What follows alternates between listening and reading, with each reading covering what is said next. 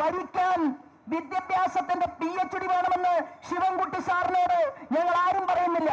പക്ഷേ നിങ്ങളുടെ നാവുണ്ടല്ലോ, ആ നാവിനെ ഒന്ന് ഒതുക്കി നിർത്താൻ വേണ്ടി PhD കഴിഞ്ഞ ഏതെങ്കിലും കമ്മ്യൂണിസ്റ്റുകാരൻ തയ്യാറായില്ലെങ്കിൽ ശിവൻകുട്ടി വിവരമറിയുമെന്നുള്ള രീതിയിലാണ് ഇന്ന് കേരളത്തിൽ ആ മന്ത്രിയുടെ വിവരക്കേട് മുന്നോട്ട് പോകുന്നത്.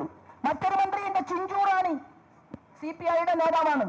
ഇന്ന് ഞാനും നിങ്ങളുമൊക്കെ നെഞ്ചിൽ കൈവച്ചുകൊണ്ട് കരയുകയാണ്.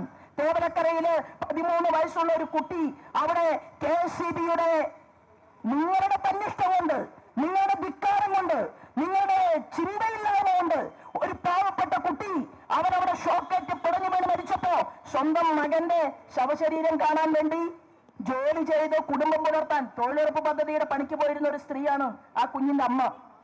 അവര് വിദേശത്തായിരുന്നു. എന്തിനാ പോയത്? ജീവിക്കാൻ നിർവാഹമില്ലാതെ ഒരു വീട്ടിൽ പണിക്ക് നിൽക്കാൻ വേണ്ടി പോയതാണ്.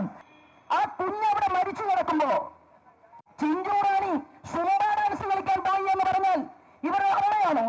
ഇവരൊരു സ്ത്രീയാണോ? ഇവർ ആദിബാബയും 41 കള്ളന്മാരും എന്ന് പറയുന്നത് പോലെ ആരാണ് കള്ളത്തരത്തിൽ കൂടുതൽ PhD എടുത്തിട്ടുള്ളത്, റാങ്ക് എടുത്തിട്ടുള്ളത് എന്നുള്ള രീതിയിൽ കേരളത്തിന്റെ മണ്ണിൽ ഇവർ മുന്നോട്ട് പോവുകയാണ്. അപ്പോ എങ്ങനെ ആര്യ നന്നാവും? എങ്ങനെയാണ് നഗരസഭയുടെ ഭരണകൂടത്തിന് നേതൃത്വം കൊടുക്കുന്ന ഒരു സ്ത്രീ നന്നാകണമെങ്കിൽ അവർക്ക് റോൾ മോഡൽ വേണ്ടേ?